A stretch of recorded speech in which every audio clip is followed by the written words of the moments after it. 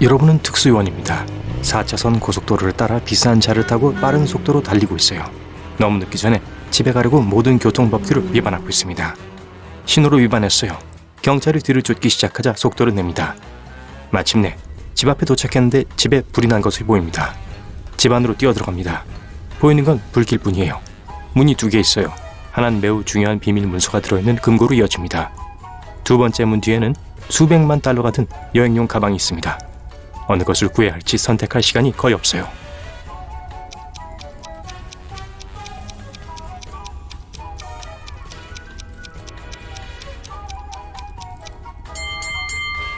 돈이 든 가방을 가져가세요. 현대의 금고는 내화성이 있습니다. 비밀 문서는 안전할 거예요. 집에서 뛰쳐나와 불이 다 꺼질 때까지 기다립니다. 경찰차가 멈춰섭니다. 처음엔 여러분을 부주의한 운전으로 체포하려 하지만 그렇지 않아요. 왜죠?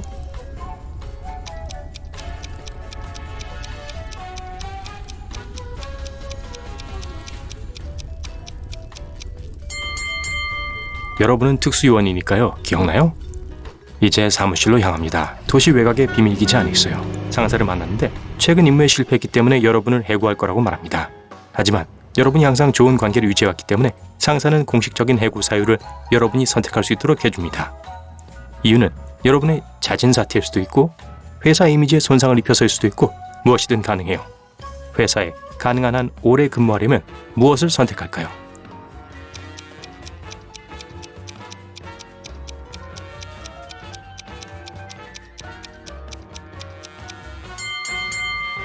정년퇴직 나이가 되면 그만두는 걸로 하고 싶다고 말하세요. 하지만 저녁이 되어 집에 앉아있다 보니 특수요원으로 일하는 것이 사실 지겹다는 것을 깨닫게 됩니다. 그래서 다른 조용한 직업을 선택하기로 결심합니다. 여러분은 항상 나무 조각하는 것을 좋아했어요. 인터넷을 검색해보니 그 도시에 가구 공장이 2곳밖에 없다는 것을 알게 됩니다. 첫 번째 회사에 면접을 보러 갑니다. 그 공장의 가구는 아주 엉망이에요. 그리고 사장도 기분이 안 좋아 보입니다. 다음날 다른 회사에 갑니다. 그곳엔 아름다운 가구와 친절한 상사가 있어요. 이제 여러분은 어느 공장에서 일하고 싶은지 선택해야 합니다. 잘 생각해보세요.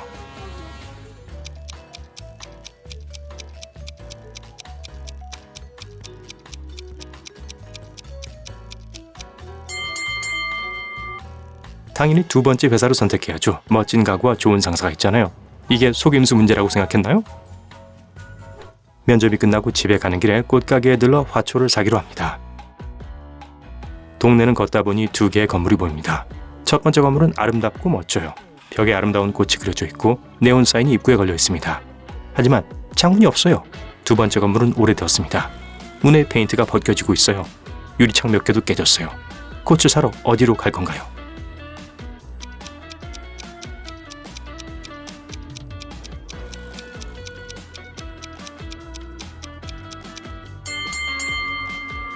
오래된 건물을 선택하세요. 햇빛은 창문을 통해 안으로 비춥니다. 햇빛은 식물이 자라는데 필요해요.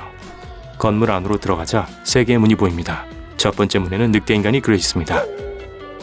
두 번째 문에는 흡혈귀 그림이 있습니다. 세 번째 문엔 전기톱을 든 남자가 그려져 있습니다. 어느 방을 선택할 건가요? 3가지 중 하나만 진짜 위험합니다.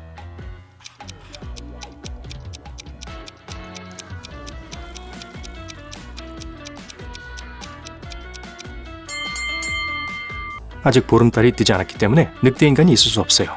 흡혈귀는 햇빛을 무서워합니다. 그리고 건물의 모든 창문이 활짝 열려 있어요. 이 2방은 안전해요.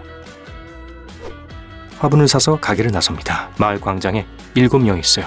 다들 평범한 행인처럼 보입니다. 하지만 그중 수상한 사람들이 몇 명 있어요. 다 쳐다보세요.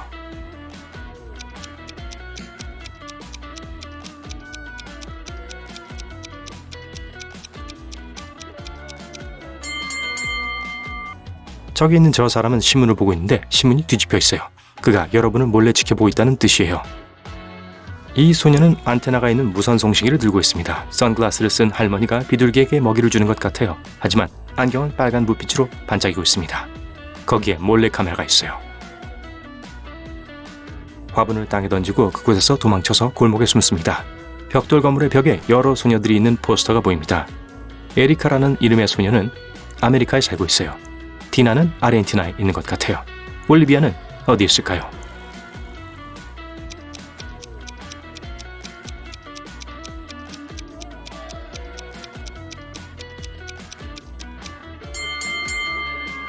정답은 볼리비아입니다.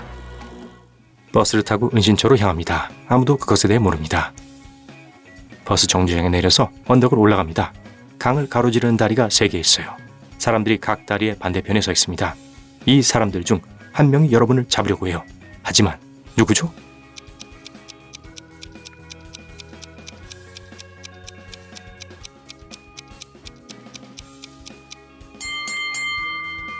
이 남자예요. 전에 본 적이 있어요. 신문을 읽고 있던 사람이에요. 강 위에 다리를 건너 마침내 집에 도착합니다. 거대하고 둥근 모양의 건물입니다. 안에 둥근 방이 있어요. 거실로 가니 거울이 깨져 있어요. 가정부, 정원사 그리고 요리사가 오늘 그 집에 오기로 되어 있었어요. 요리사가 오늘은 집에 전혀 안 갔다고 합니다.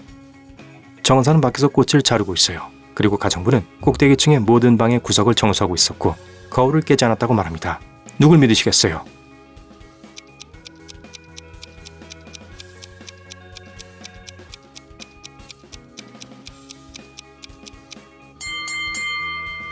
가정부가 구석을 청소하고 있었다고 말했지만 집은 둥글어요. 구석이 없어요. 하지만 글쎄요, 그건 그냥 표현일 수도 있잖아요. 가정부는 정말 청소를 하고 있었어요. 하지만 부엌에 있는 이 냄비 보이세요? 김이 새어나오고 있어요. 이건 요리사가 오늘 실제로 집에 갔다는 걸 의미합니다. 그가 거짓말했다는 건 거울을 깨뜨렸다는 뜻이에요. 요리사를 용서하고 집안을 살펴보기로 합니다. 부엌에 가서 좋은 부엌이야? 라고 생각합니다. 그러고 나서 지하실로 갑니다. 좋은 지하실이에요. 그리고 좋은 거실에 갔다가 좋은 욕실로 갑니다. 마지막으로 별로 좋지 않은 방으로 들어갔어요. 무슨 방일까요?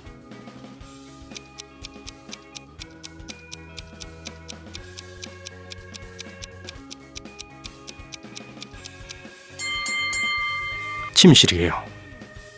집을 나와 빠른 새 자동차를 탑니다. 빈 도로를 저속으로 달리고 있는데 차 안에 브레이크 페달이 없다는 걸 알게 됩니다. 그 길은 절벽 끝으로 이어집니다. 차에서 뛰어내릴 수는 있지만 차를 버리고 싶지 않아요. 운 좋게도 아직 생각할 시간이 좀 있어요. 어떻게 속도를 늦출 수 있을까요?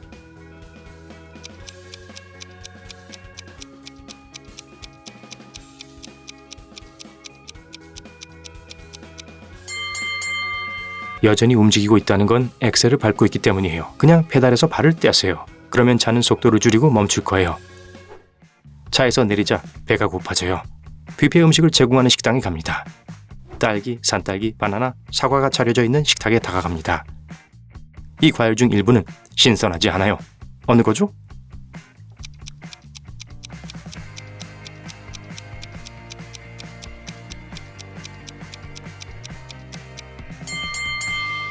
모든 과일 쟁반이 거의 다 비었는데 딸기는 많이 남았어요.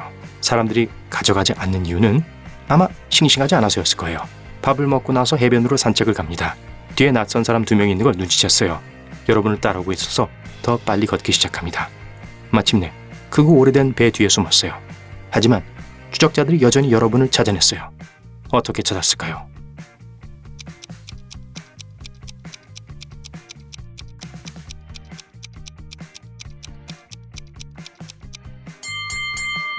모래 위에 발자국을 남겼어요. 크고 오래된 건물에 숨기로 했습니다. 열 탐지기가 장착된 안경을 쓰고 폐허 속을 걸어갑니다. 갑자기 이상한 소리가 들려요. 손전등을 켜고 복도를 바라봅니다. 좀비 셋이 여러분을 향해 오고 있어요. 도망쳐 가려고 하는데 진짜 좀비가 아니란 걸 깨닫게 됩니다. 그걸 어떻게 알았죠?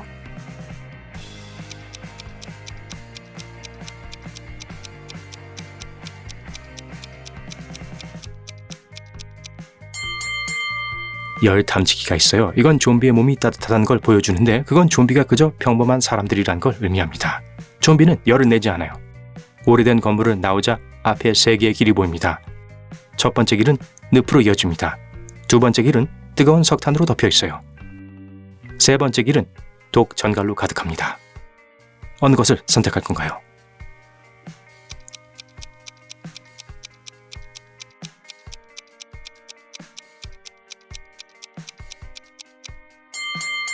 튼튼한 신발을 신고 있네요. 석탄 위를 달려도 괜찮을 거예요. 이 모든 이상한 사건을 겪은 후 집으로 돌아와 잠자리에 듭니다. 정답수를 확인해보고 여러분이 뛰어난 특수요원인지 알아볼 시간입니다. 0에서 4점, 몸과 마음의 훈련, 훌륭한 특수요원이 되고 싶다면 필요한 거예요. 5점에서 8점, 서둘러 비밀 임무를 요청하지 마세요. 아직 특수요원 과정을 마치지 않았어요. 세계적인 요원이 되기 위해서 더 열심히 공부하세요. 9점에서 12점. 세상을 구하게 되진 않겠지만 이웃을 도울 수는 있어요. 조금만 더 노력하면 전 세계적으로 비밀 임무를 수행하는 법을 배우게 될 거예요. 13에서 15점. 여러분은 정말 훌륭한 요원이에요. 이 모든 게 여러분에겐 일상적인 일이죠. 여러분은 항상 위험한 임무를 완수합니다. 다른 사람들에겐 불가능해 보일지라도요.